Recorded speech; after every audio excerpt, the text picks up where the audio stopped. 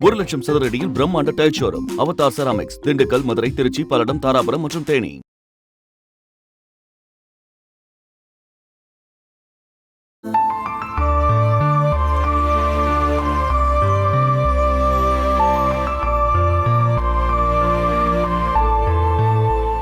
அம்மா, நான் இப்ப என்ன பண்றது? 50 பவுன்ல பாதி தானே இங்க இருக்கு. மிச்சம் 25 பவுன் நான் எப்படிமா காட்டுவேன்? நாங்க என்னமோ நகையை திருடின மாதிரி எங்களை விசாரிச்சுட்டு இருக்கீங்க? இல்ல, நாங்க அந்த மாதிரிலாம் நினைச்சிட்டு இங்க வரல. நீ இப்ப அம்பாட்டி வீட்டுக்கு திரும்ப போகணும்னா நகைங்க வேணும்ல? வேணும். இப்போ நீங்க அவங்க வீட்டுல 50 பவுன் நகையை காட்டினா மட்டும் போதும்ல? போதும். பாதி நகைகளை மட்டும் காமிச்சு சுபத்ரா அண்ணிய நம்மளால நம்ப வைக்கவே முடியாது. அந்த வீட்டுக்கு இப்ப போகாம இருக்கலாமான்னு நான் யோசிக்கிறேம்மா. தலைமறைவா இருந்தா எந்த பிரச்சனையுமே தீராது. அப்பவா வந்து நகையெல்லாம் எடு. இப்போ போய் அம்மா அப்பா கிட்ட அந்த நகையை காட்டியே ஆகணும். அப்புறம் உங்க சந்தேகம் தீர்ந்துடும்ல. மிச்ச நகைகளை எப்படி காட்டுறது? என்ன செய்யறது? என்ன பண்ணணும்னு நான் முடிவு பண்ணிட்டேன். எல்லா நகையும் வித்துட்டல. என் பொண்டாட்டியோட நகையை தானே நான் வித்தேன். அதுக்கு எனக்கு உரிமை இருக்குல்ல. இனி ஒரு நிமிஷம் கூட இந்த வீட்டுல நீ நிக்க கூடாது. வெளிய போடா.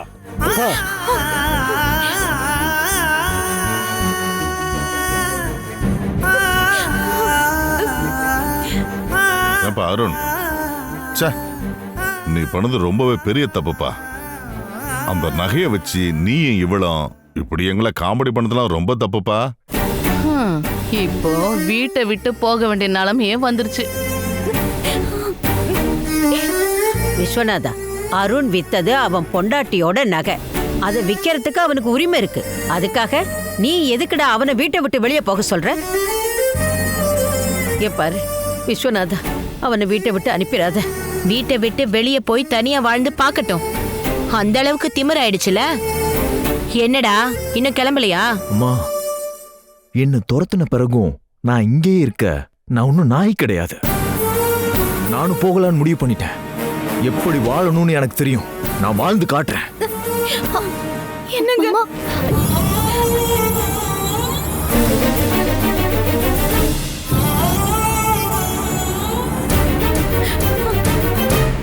என்னங்க, நீங்க இல்லாத இந்த வீட்ல நான் என்ன பண்ண போறேன்?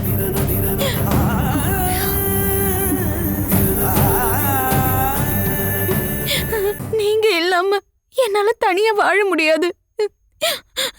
நானும் உங்க கூடவே வரேன்.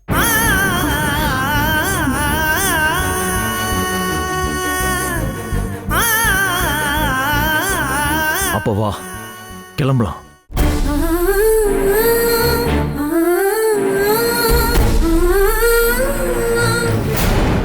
அருண், அங்கே நில்லு.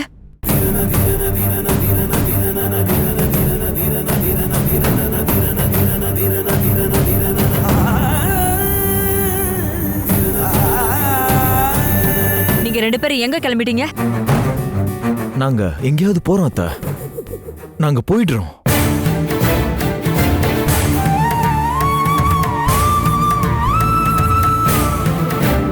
இந்த வீட்டை விட்டு நீங்க போக கூடாது. போகவே கூடாது. பார்வதி, இத சொல்றதுக்கு நீ யாரு? உனக்கு என்ன உரிமை இருக்கு? சுபத்ராணி, நான் யாருன்னு ஒரே வார்த்தையில சொல்லிட்டா உங்களுக்கு தான் அவமானம். இந்த வீட்ல யாரு இருக்கணும் இருக்க கூடாதுன்னு முடிவு பண்ண வேண்டிய உரிமை எனக்கு தான் இருக்கு. ஏன்னா இது என்னோட வீடு.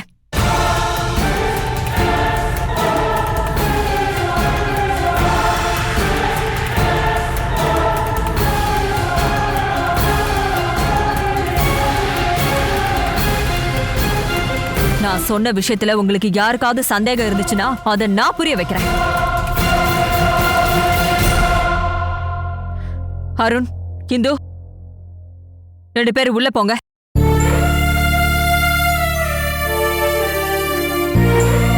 உங்க 2 பேர்கிட்ட தான் சொல்லிட்டு இருக்கேன். உள்ள போங்க. என்னங்க?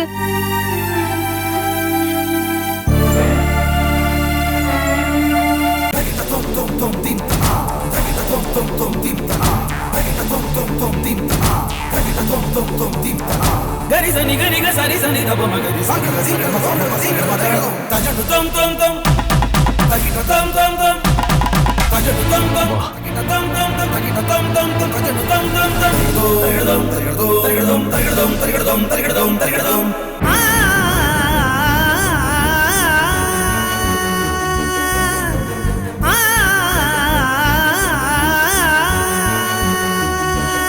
கடவுளே, சந்தோஷப்பா, நீ தான் காப்பாத்திருக்க. ரோசம்மா, அம்மா. அத்தையை உள்ள கூட்டிட்டு போங்க. வாங்கம்மா. பார்வதி, வீடு உன் பேர்ல இருக்குன்ற திமிர்ல அவங்க 2 பேரையும் எங்களுக்கு எதிரா திருப்பிட்டல. இது சரின்னு நீ நினைக்கிறியா? சொல்லு. எனக்கு எது சரின்னு படுதோ அதை தான் நான் செஞ்சுட்டு இருக்கேன்.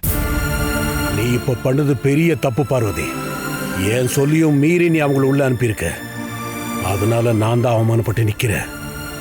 அவங்கள வெளியில அனுப்புறதுக்கு ஒரு காரணம் இருந்தது. அது தெரியாம நீ நகை விஷயம் தானே, எல்லாமே எனக்கு தெரியும். இருந்தாலும் உன்னுடைய மனசுல இவ்வளவு நாளும் இப்படி ஒரு எண்ணம் இருந்ததுன்னு இப்பதான் புரியுது.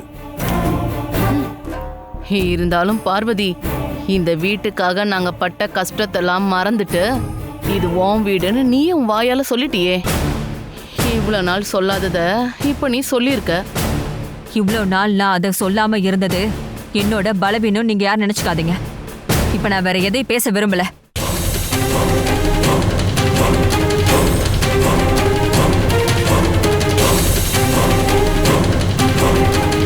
மச்சான், இந்த வீடு இப்ப ரொம்ப மாறிடுச்சு.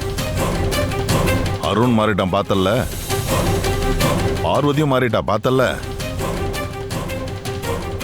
இந்த மாற்றத்துக்கெல்லாம் பின்னாடி என்னமோ சில ரகசியங்கள் இருக்கு. அண்ணே, நீங்க என்ன சொல்லிட்டு இருக்கீங்க? நான் எதை பத்தி சொல்ல வரேன்னு நீங்க எல்லாரும் தானா புரிஞ்சுப்பீங்க.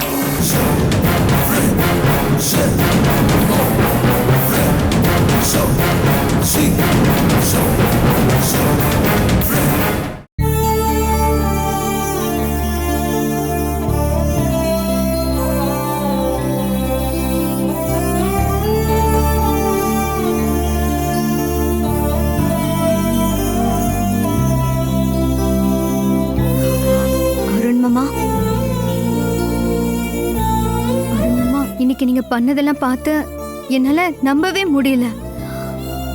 இப்பெல்லாம் நீங்க ரொம்பவே மாறிட்டீங்க மாமா. உங்களோட அந்த மாற்றம் என்னை ரொம்ப பயமுறுத்துது. எல்லாருமா சேர்ந்து என்னதானே அப்படி பயமுறுத்துனீங்க? அதுக்கு நீங்க எல்லாரும் சொன்ன காரணம் என்ன? என்னுடைய ஜாதக தோஷம். அருண் மாமா, எனக்கு பழைய அருண் மாமாவை தான் ரொம்ப பிடிக்கும். ஆனா இப்போ நீங்க என்னோட அந்த பழைய அருண் மாமாவே கிடையாது. நீங்க எதுக்காக இப்படி எல்லாம் பண்ணிட்டு இருக்கீங்க? இந்துவோட பாதி நகையை எடுத்துட்டு போய் அதை வித்து பணமாக்கி எதுக்காக அப்படி ஒரு விளம்பரத்தை கொடுக்கணும்? நீங்க நடந்து முடிஞ்ச விஷயங்களை பேச எனக்கு இப்ப விருப்பம் இல்ல அபி. நடந்து போன எல்லா விஷயங்களையும் மறக்க உங்களால முடியுமா?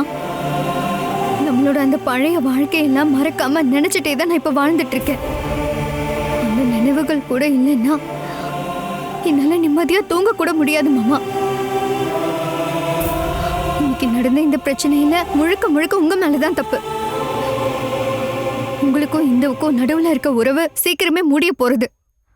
அந்த உறவை பில்டப் பண்றதுக்கு நீங்க எதுக்காக ட்ரை பண்ணிட்டு இருக்கீங்க?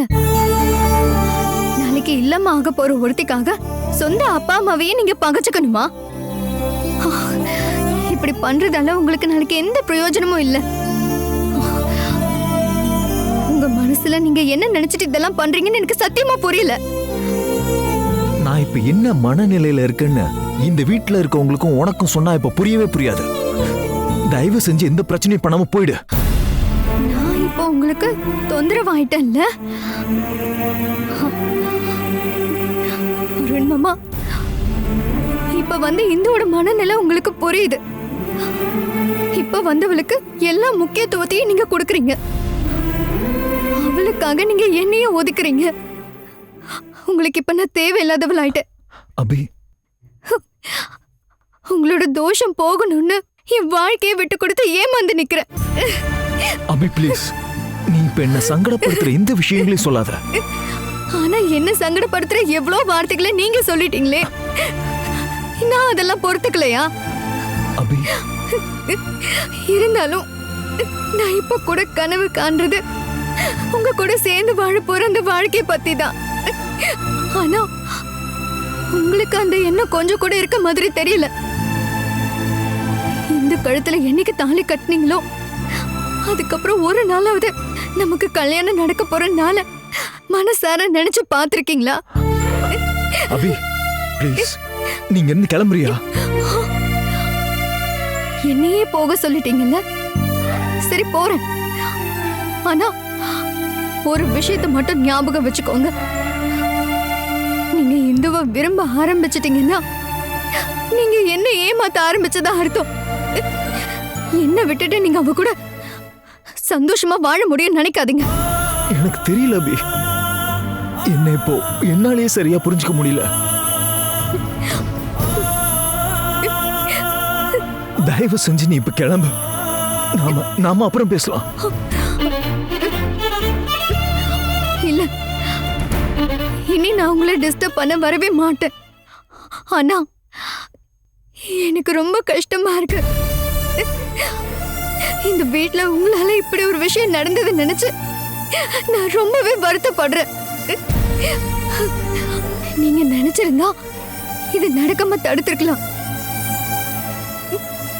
ஆனா நீங்க அதை பண்ணல.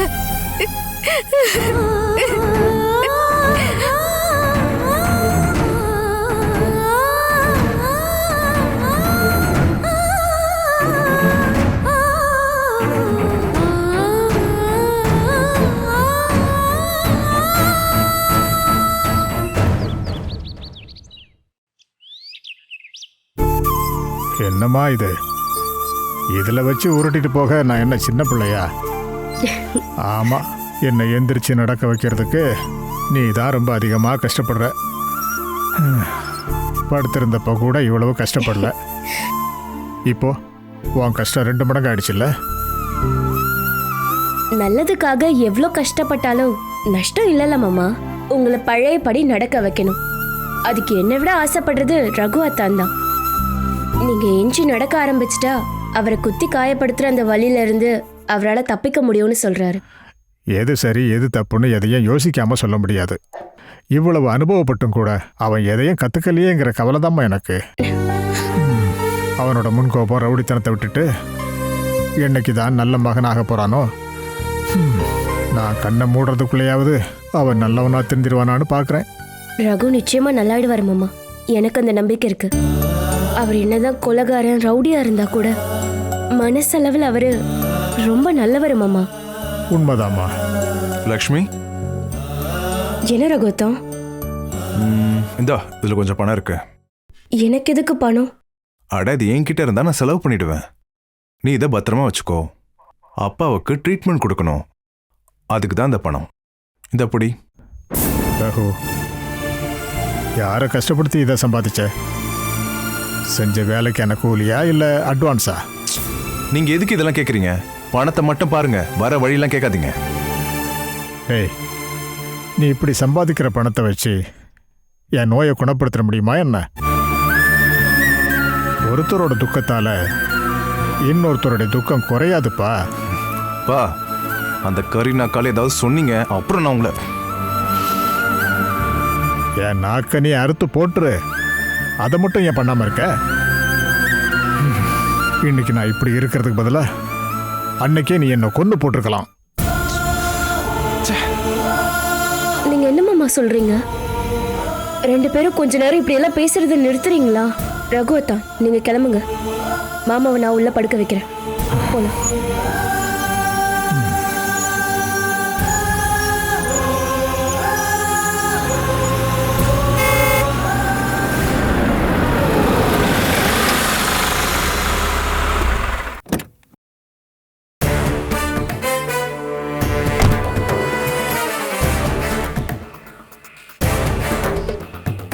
என்ன சார் இந்த பக்கம்?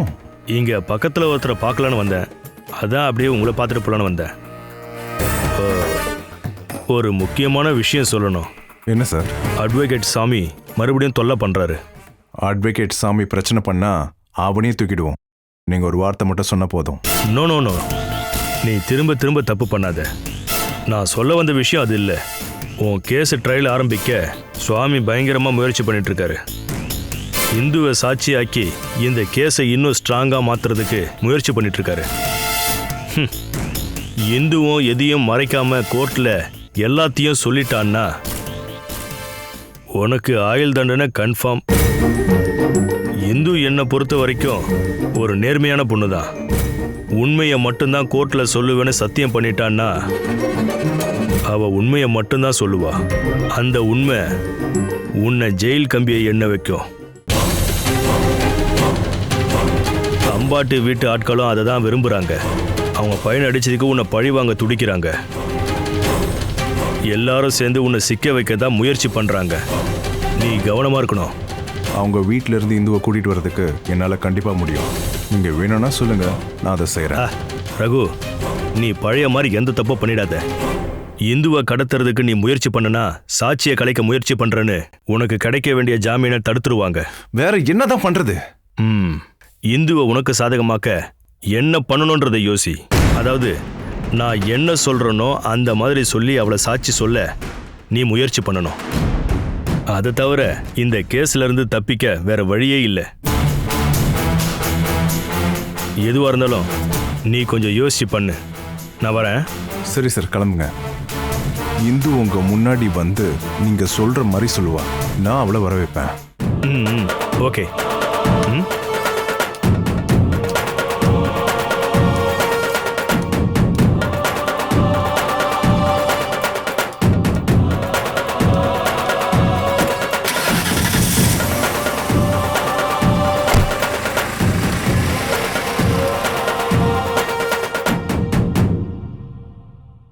ரகுவத்தா, நீங்க என்ன பண்றதா பிளான் பண்ணிருக்கீங்க? வக்கீல் சொல்றதெல்லாம் நானும் கேட்டேன்.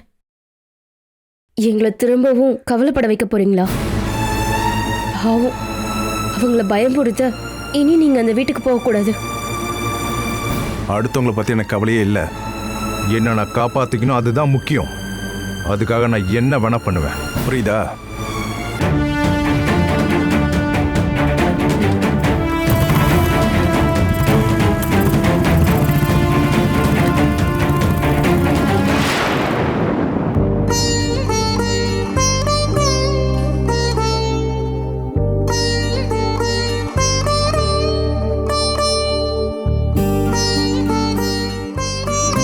ஏம்மா, வக்கீல் என்ன சொன்னாரு?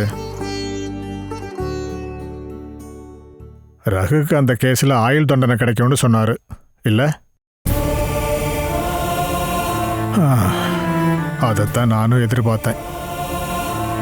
ஒருத்தன் தப்பு பண்ணா அது நல்லதுக்கோ இல்லை கெட்டதுக்கோ அவன் தண்டிக்கப்படணுங்கிறது தானமா சட்டம். இந்த உண்மையை மட்டும்தான் சொல்லுவா. அதனால கோர்ட்ல அவனுக்கு கண்டிப்பா தண்டனை கிடைக்கும். அது ஆயுள் தண்டனைன்னு சொன்னா இவன் சும்மா 5-6 நாள் ஜெயிலுக்கு போயிட்டு வர்ற மாதிரியாம்மா? இல்லை, அதுக்கப்புறம் என்னால் சாகிற வரைக்கும் என் பையனை பார்க்க முடியாதும்மா. குறைஞ்சபட்சம் சண்டை போடுறதுக்கு கூட எனக்கு யாருமே இல்லாம போயிடும்.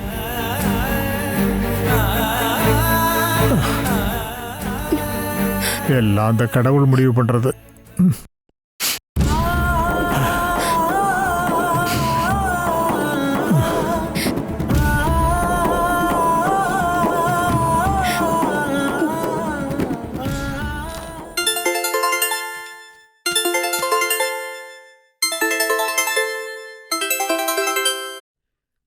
ஹலோ, நான் மகேந்திரன் பேசுறேன். நான் சொன்னது புரிஞ்சிருக்குன்னு நினைக்கிறேன். நீங்க பிரபாகரனை தேடி வந்த ஆள் தானே? புரியுது புரியுது. ஆமா, உங்க பேரை சொன்னா பிரபாகரனுக்கு தெரியும்னு நீங்க சொன்னீங்கல்ல. ஆனா பிரபாகரன் உங்களை தெரியாதுன்றாரு. அந்த பிரபாகர என்னை பத்தி அப்படி சொல்லியிருந்தாருன்னா அது அவரோட ஞாபக மருதியாக தான் இருக்கும். நான் யாருன்னு ஞாபகப்படுத்த கொடுத்த வாய்ப்பு தான் அது. சரி, நீங்க எதுக்காக இப்ப எனக்கு கால் பண்ணீங்க அதை சொல்லுங்க. என்ன சார், என்ன அப்படியே அவாய்ட் பண்ணி பேசுற மாதிரியே தெரியுது. உங்களை அவாய்ட் பண்றதுக்காக அப்படி சொல்லல மிஸ்டர். நான் இங்க கொஞ்சம் வேலை பிஸியில இருக்கேன். நீங்க என்ன விஷயம்னு எங்ககிட்ட சொல்ல மாட்டேன்றீங்க. பிரபாகர் கிட்ட தான் சொல்றேன்னு சொல்றீங்க. அப்புறம் எதுக்கு எனக்கு கால் பண்றீங்க? நீங்க ஒன்னும் சொல்ல வேணாம். அந்த பிரபாகரன் நம்பர் மட்டும் கொடுத்துருங்க. இத பாருங்க, இந்த கம்பெனியோட வேலை மேட்டர்னா அதை என்கிட்ட சொல்லுங்க போதும். எனக்கு வேலைலாம் வேணாம் சார். ஒரு வேலையை நான் அவர்கிட்ட ஒப்படைக்கணும் அப்படின்னு நினைச்சுக்கிங்க. அப்புறம் அவர் என்ன தெரியாதுன்னு சொன்னது அவரோட நடிப்பு. இன்னொரு தடவை கேட்டு பாருங்களேன், நான் யாருங்கிறத அவரே சொல்லுவாரு. இத பாருங்க, எனக்கு அதுக்கெல்லாம் டைம் இல்ல. நான் பிரபாகரனோட நம்பர் வேணா தரேன், நீங்களே கூப்பிட்டு பேசிக்கோங்க. அப்புறம் தேவையில்லாம எனக்கு கால் பண்ணி என்ன தொந்தரவு பண்ணாதீங்க. உங்களுக்கு கால் பண்ணி நான் ஒன்றும் தொந்தரவு பண்ண மாட்டேன். ஆனா நீங்க எனக்கு தொடர்ந்து கால் பண்ணி என்ன தொந்தரவு பண்ற காலம் வரும். அதுக்கு காத்துருங்க. என்ன? அந்த பிரபாகரன் நம்பரை எனக்கு அனுப்பி வைங்க. அதுக்காக இனிமே நான் உங்களுக்கு ஃபோன் பண்ண மாட்டேன்.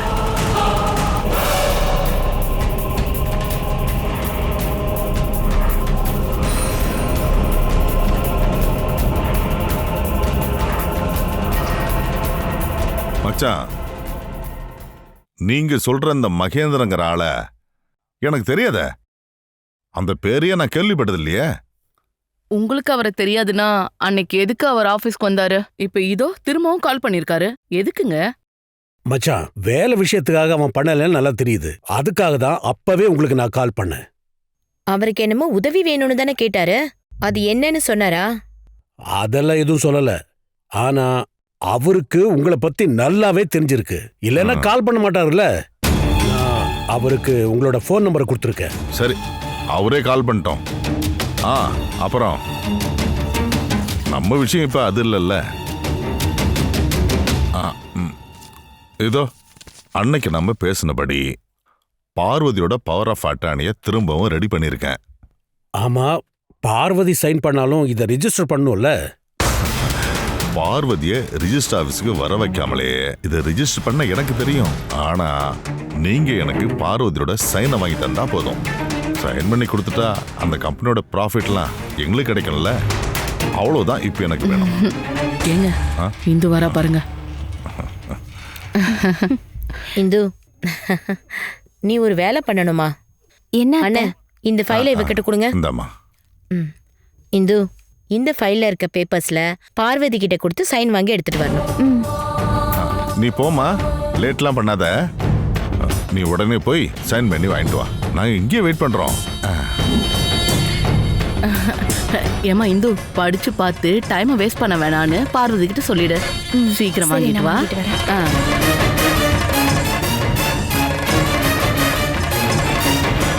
அப்பாடி, ஒரு வழியா இந்த வேலையை நம்ம முடிச்சிட்டோம். சைன் பண்ணி தந்துட்டா நம்ம ஜெயிச்சிடலாம். இருந்தாலும் பார்வதி சைன் பண்ணி தருவாளான்னு எனக்கு டவுட் இருக்கு. ஐயோ, ஏண்டி உன் வாயை கொஞ்சம் மூட. ஏன் சுபத்ரா, இவ சொன்ன மாதிரி பார்வதி சைன் பண்ணாம திருப்பி கொடுத்துருவாளோ? கொடுத்து விட்டது நாம இல்ல அண்ணன். சைன் பண்ணாம கொடுத்தானா நான் என்ன பண்ணுவேன்னு அவளுக்கு தெரியும். இருந்தாலும் சைன் வாங்கிட்டு வந்ததுக்கு அப்புறம் ஜெயிச்சிட்டோன்னு சொல்லிக்கலாம். ஏன் மச்சான் அமைதியா இருக்கீங்க? என்ன சொல்றீங்க பிரபாகரா? எல்லாத்தையுமே நீங்க தான் பண்ணிட்டு இருக்கீங்களே. இப்போ பார்வதி சைன் பண்ணுவாளான்ற டென்ஷன் தான் எனக்கு. அந்த டென்ஷன் உங்களுக்கு தேவையே இல்லை. இப்ப சைன் பண்ணி இந்து எடுத்துட்டு வருவா. நாம அதுக்கு வெயிட் பண்ணலாம். கொடுத்த ஃபைல்ல மட்டும் அவ சைன் பண்ணலனா அதுக்கப்புறம் என்ன நடக்கும்னு அவளுக்கு தெரியும். அவளை உண்டு இல்லைன்னு ஆக்கிடுவேன்.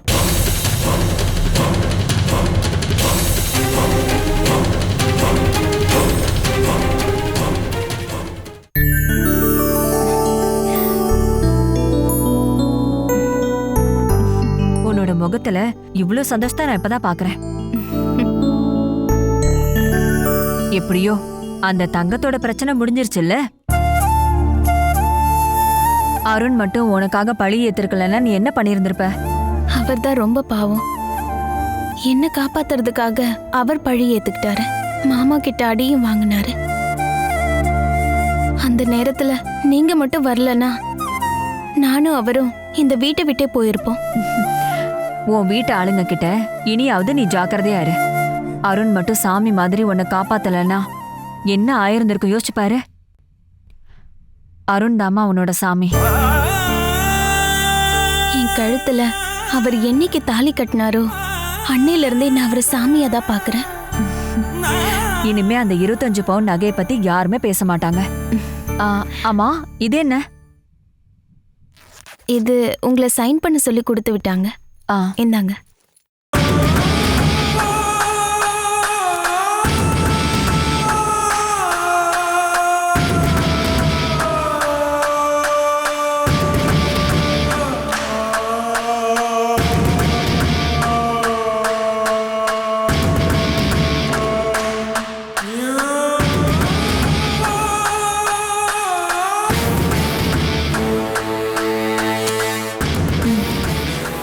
எதுக்காக எப்பவுமே படிச்சு பார்க்காமயே சைன் பண்றீங்க? நான் இத படிச்சு பார்த்து என்ன பண்ண போறேமா? எல்லா கம்பெனி விஷயம் தானே, எந்த பிரச்சனையும் இருக்காது. அம்மா, நீங்க இப்ப சைன் பண்ணி கொடுத்தது என்ன ஃபைல்னு தெரியுமா? நான் தான் படிக்கவே இல்லையே, அப்புறம் எப்படி தெரியும்? அம்மா, நான் இந்த ஃபைலை டீட்டெயிலா படிச்சேன். இது ஒரு பவர் ஆஃப் அட்டர்னியை ரினியூவல் பண்ணக்கூடிய டாக்குமெண்ட். இருக்கலாம், சுபத்ராணி பேர்லயோ இல்ல என் அண்ணன் பேர்லயோ ரிஜிஸ்டர் பண்ணுவாங்களோ என்னவோ. நான் ஒரு சில உரிமைகளை அவங்களுக்கு கொடுத்துருக்கேன். அம்மா, இது நீங்க நினைக்கிற மாதிரி அவ்வளவு சின்ன விஷயம் இல்லம்மா. வேற என்ன? அப்ப நீயே சொல்லு. அம்மா, இதுல சில கிளாஸஸ் எல்லாம் நீங்க கவனமா வாசிச்சு பாருங்க. உங்களுக்கு உரிமையான ஒரு கம்பெனியோட மேனேஜ்மெண்ட்டையும் அதோட பேங்க் டிரான்ஸ்ஃபர்ஸையும் பிரபாகர் அவரோட பேருக்கு மாத்திர டாக்குமெண்ட் இது. இது நீ என்ன சொல்ற? இதுல அப்படிதான் எழுதியிருக்கா? இந்தாங்க, இந்த பேஜ் கொஞ்சம் படிச்சு பாருங்கம்மா.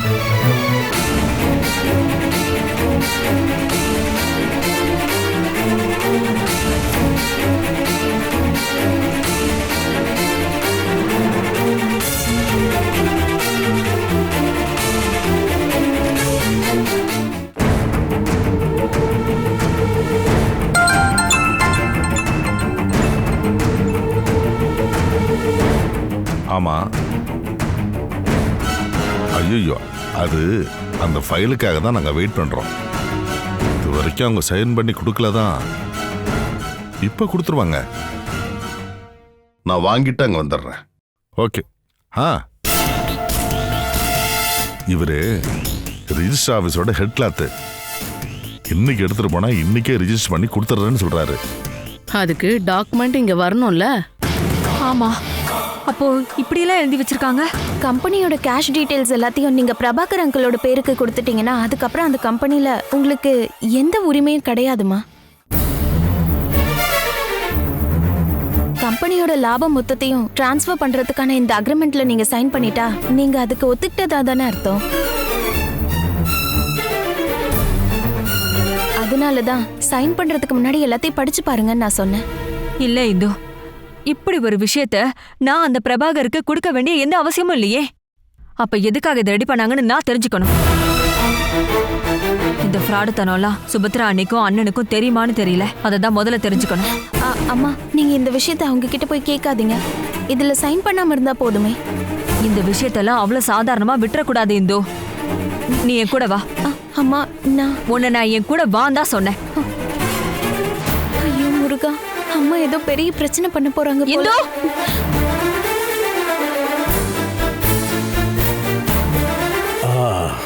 பார்வதி, நீ இதுல சைன் பண்ணலையாமா? இதுல என்ன எழுதி இருக்குன்னு தெரிஞ்சுதான் நீங்க எல்லாரும் கொடுத்து விட்டீங்களா? பவர் ஆஃப் அட்டார்னியோட ரெனிவல் பேப்பர்ஸ் தானே, நீ தான் படிச்சு பார்த்திருப்பல்ல? எல்லாம் இங்கிலீஷ்ல தானே இருக்கு. நீ படிச்சு என்ன பண்ண போற? படிச்சு பார்க்காம தான் நான் இதுல சைன் பண்ணேன். ஆனா இந்து சொன்னதுக்கு அப்புறம் தான் இதுல என்ன இருக்குன்னு எனக்கு தெரிஞ்சது.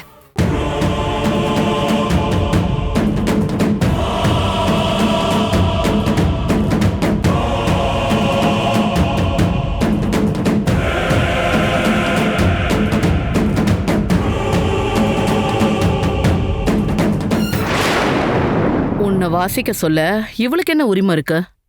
ஏய், உன்கிட்ட சைன் பண்ணி வாங்கிட்டு வரதானே சொன்னோம். அது நான் சும்மா படிச்சு பார்த்தேன். அம்மா படிக்காமலே சைன் பண்றத பார்த்ததும் இதுல என்ன எழுதியிருக்குன்னு நான் அவங்களுக்கு சொன்னேன், அவ்வளவுதான்.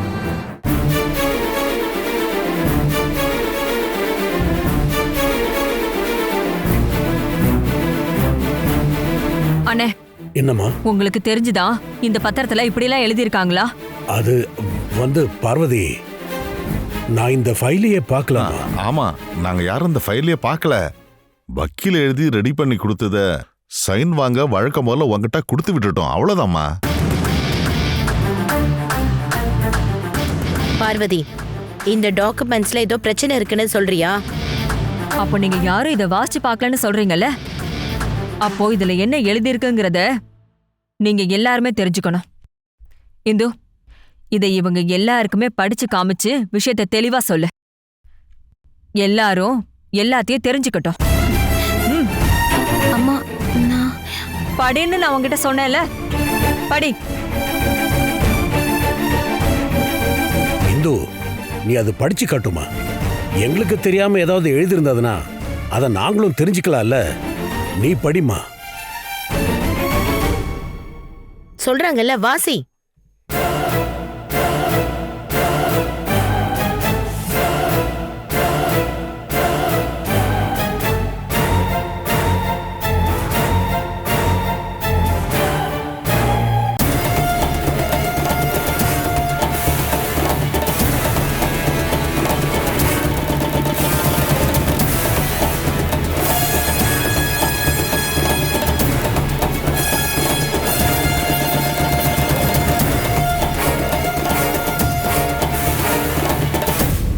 இதை ரெடி பண்ணவங்களோட நோக்கம் பவர் ஆஃப் அட்டர்னி கிடையாது.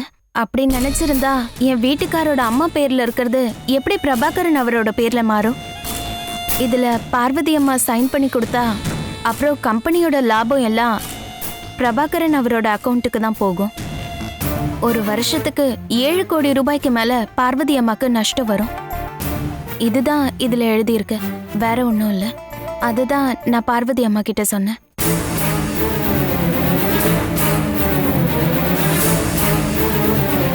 இப்ப எல்லாருக்கும் நல்ல டீட்டெயிலா புரிஞ்சிருச்சுல?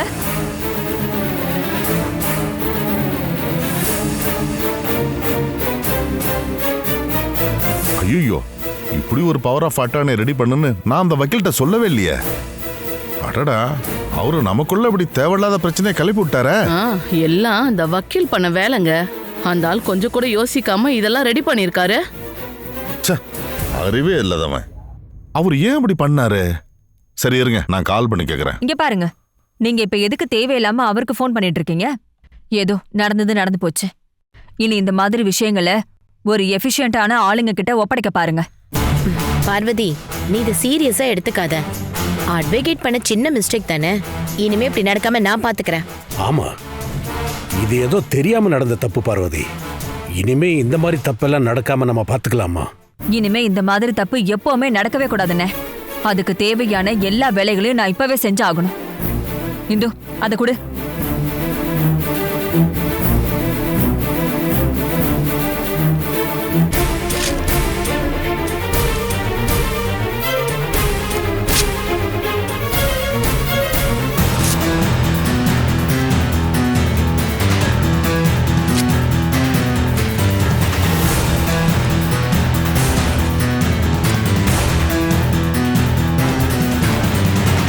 இது ஒரு புது ஆரம்பம்னே.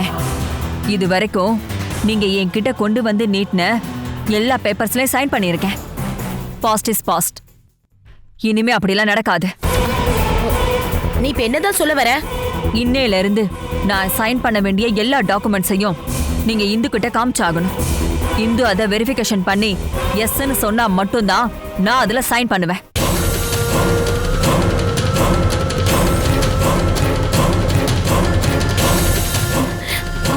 அது அம்மா, நீ எதுவும் பேச வேண்டாம்.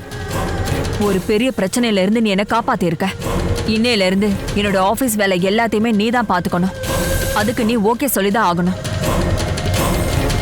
இனிமே இந்த விஷயத்தை பத்தி நீங்க யாருமே யோசிக்க வேண்டாம். அதுதான் என்னோட முடிவு.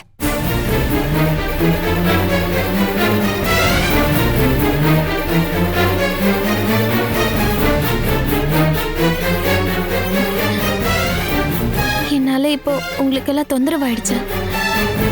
அம்மா இப்படியெல்லாம் சொல்லுவாங்கன்னு நான் எதிர்பார்க்கல. இந்து, வெல் டன்மா. உன்கிட்ட கொடுத்த பொறுப்பை நீ நல்லபடியா பண்ணி முடி. அத்தை, இந்து, உனக்கு பார்வதி ரொம்ப பெரிய இடத்த கொடுத்துருக்கா. இனிமே இந்த குடும்பத்தோட ஃபுல் பொறுப்பும் உன்கிட்ட கொடுத்துருக்கா. கங்க்ராச்சுலேஷன்ஸ். எனக்கு ரொம்ப சந்தோஷமா இருக்கு. உனக்கு கிடைச்சிருக்கிற மிக உயர்ந்த பதவிமா இது. இந்த வேலையை நீ நல்லபடியா பார்க்க கடவுளை உன்னை ஆசீர்வாதம் பண்ணட்டுமா?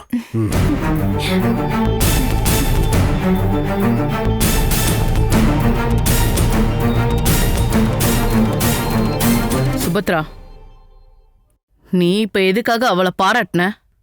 நம்ம காப்பு வச்சதே அவதான். இதெல்லாம் ரேங்க் எடுத்ததுக்கான திமிரு. பார்வதி இந்துகிட்ட கொடுத்துருக்க பொறுப்பு நமக்கு நன்மை தரும். நீ நம்புறியா? ஷேனாய் குடும்பத்தோட ரிமோட் கண்ட்ரோல் கீ. அதானே நீ அவளுக்கு வச்சிருக்க பேரு. அதுக்கு என்ன அர்த்தம்? இனி நாம எதையாவது சாதிக்கணும்னா இந்த பாரு, நாம எல்லாரும் ஒரு பால்காரியா இருந்தா இந்துவோட காலில் விழுந்து கிடக்கணும். இதை விட ஒரு பெரிய அவமானம் என்ன இருக்கு? இங்க பாருங்க அண்ணே, இன்னும் 6 மாசத்துல சாக போறான்னு ஜாதகத்துல எழுதியிருக்க ஒரு பொண்ணு கிட்ட கால்ல விழுகிறதுல என்னென்ன பிரச்சனை இருக்கு? 6 மாசத்துக்கு அப்புறமா பார்வதி என்ன பண்ண முடியும்? நம்ம பொண்ணு அபியை தான் பார்வதி தத்தெடுத்தாகணும். அதனாலதான் நான் இப்ப அவளை பாராட்டினேன். அவ வாழ்ற கொஞ்ச நாளாவது நிம்மதியா வாழ்ந்துட்டு போட்டுமே. மச்சான், அது வரைக்கும் இந்த விஷயத்தை வச்சு யாரும் பிரச்சனையை உண்டாக்க வேண்டாம். நடந்த தப்பெல்லாம் திரும்பவும் பண்ணாம இருந்தா நல்லது. இப்போ பார்வதியை முன்னாடி மாதிரி ஏமாத்த முடியாது. அதனால நாம ரொம்ப கவனமா இருக்கணும். அதுதான் நாம் எல்லாருக்கும் நல்லது.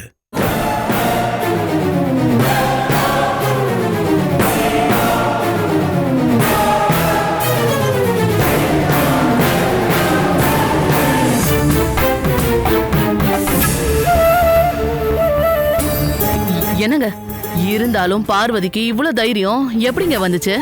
ஐயோ, அந்த இந்துவோட பெர்ஃபார்மன்ஸை பாத்தீங்கல்ல? அவளும் நாம நினைச்ச மாதிரியெல்லாம் இல்லைங்க. அந்த நேரத்திலேயே பார்வதியை 2 கிழி கிழிக்கலாம் நினைச்சேன். அவங்க பண்ணது முட்டாள்தனமா இருந்திருந்தா அத்தையோட முகத்தை பார்த்து நீங்க திட்டிருக்க வேண்டியதானே? அது சுபத்ராக்காக தான் நான் எதுவும் பேசவே இல்லை. சுபத்ரா அத்தை இதை கேட்டு எதுவும் பேசலையா? அப்பா, சுபத்ரா அத்தை பார்வதி சித்தியோட இந்த முடிவுக்கு ஒத்துப்பாங்கங்கிறத என்னால நம்பவே முடியாது. ஏமா, பார்வதியோட முடிவை சுபத்ரா ஏத்துக்கிறத தவிர வேற எதுவும் பண்ண முடியாதுமா. அப்போ பார்வதி அத்தைக்கு பதிலா இந்து தான் இனிமேல் அத்தைய பார்த்துப்பாளா? அது மட்டும் கிடையாது. இனி நீங்க 2 பேரும் எது பண்றதா இருந்தாலும் பார்வதி கிட்ட கேட்க கூடாது, இந்துவை தான் கேட்கணும். நீங்க இன்னில இருந்து இந்து கிட்ட அனுமதி கேட்டு காத்திருக்கணும். இன்னைக்கு பார்வதி இந்துக்கு கொடுத்திருக்க அந்த பவர் நம்ம பொண்ண பார்வதி தத்தெடுத்ததுக்கு அப்புறம் இவளுக்கு கொடுக்க வேண்டிய பவருங்க. ஆமா, ஆனா அது இப்போ லாட்டரி சீட்டு அடிச்ச மாதிரி இப்ப இந்துக்கு கிடைச்சிருச்சே. இனி பார்வதி அத்தை இந்துவை தத்தெடுப்பாங்களா? சாக போற இந்து மேல அப்படியெல்லாம் பார்வதிக்கு எண்ணமே வராது. அம்மா, அப்பா, நீங்க 2 பேரும் அந்த ஜோசியர் சொன்ன மாதிரி 6 மாசத்துக்குள்ள கண்டிப்பா ஏதாவது நடந்து அந்த இந்து செத்துருவான்னு நம்புறீங்க. ஒருவேளை அந்த இந்து சாகலன்னா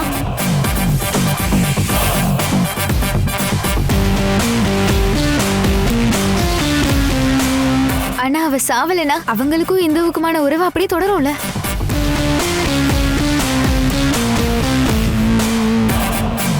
அப்படி ஒரு எண்ணம் இப்போ நம்ம யாருக்குமே வேணாம். இந்து சாவு தான் நமக்கு முக்கியம். அந்த இந்துவோட சாவு மட்டும்தான் உங்க வாழ்க்கையை சிறப்பாக்குங்கிறத மறந்துடாதீங்க. என்னங்க, அபி கேக்குறதுலயும் ஒரு அர்த்தம் இருக்குல்ல? இந்து இப்படி மேல மேல போறத பார்த்தா எனக்கும் அதுல சந்தேகம் இருக்கு. 6 மாசத்துக்கு அப்புறமும் இந்து உயிரோட இருக்கணும்னா நம்ம ஜோசியர் சொன்னது எல்லாமே தப்பாயிடாதா ராதிகா? அப்படி நடக்கணும்னு நீ நினைக்கிறியா? யோசிக்க யோசிக்க என் மண்டை தாங்க குழம்புது. அப்பா, இவ்ளோ நாளா இந்துவோட சந்தோஷத்தை பார்த்து நம்ம ரொம்ப கஷ்டப்பட்டிருக்கோம். இதுக்கு மேலேயும் அவ போற ஆட்டத்தெல்லாம் பார்த்து நம்ம அழுதுட்டு தான் உட்கார்ந்துட்டு இருக்க போறோம். இதுக்கு மேலேயும் என்னால முடியல. எங்களுக்கு அத்தை எந்த உரிமையும் தரல. இந்துவுக்கு பவரை கொடுக்கும்போது நாங்க எவ்வளவு கவலைப்படுவோம்னாவது அவங்க யோசிச்சு பார்த்திருக்கணும்ல. அவ அப்படியெல்லாம் யோசிக்க மாட்டா. யோசிக்கவும் அவ ஆசைப்படவும் இல்லை. ஏங்க இதையெல்லாம் நாம எப்படிங்க பொறுத்துக்கிட்டு இருக்க போறோம்? இந்து கடிச்ச லக்க பார்த்து எனக்கு ஏன் மேலேயே வெறுப்பு வந்துருச்சு. இப்படி யாருக்காவது அதிர்ஷ்டம் அடிக்குமாங்க? ஏய் ராதிகா, நீ கவலையப்படாத. இந்துவோட உயர்வையும் லக்கையும் பார்த்து நீங்க யாரும் கவலையப்படாதீங்க. நம்ம ஜோசியர் இதுவரைக்கும் சொன்ன எதுவுமே தப்பா போனதே கிடையாது. அவர் வாக்கு பொய்க்காது.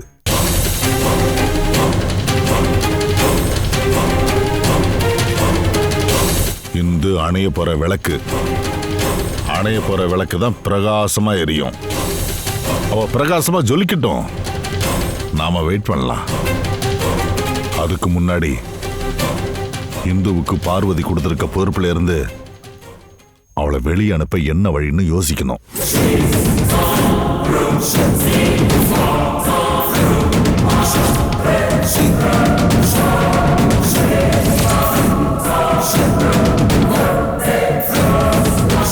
யாரோட சம்பளத்தையாவது குறைக்கணும்னு ஒரு நிலைமை வந்தா முதல்ல உங்க சம்பளத்தை தான் குறைப்பேன்.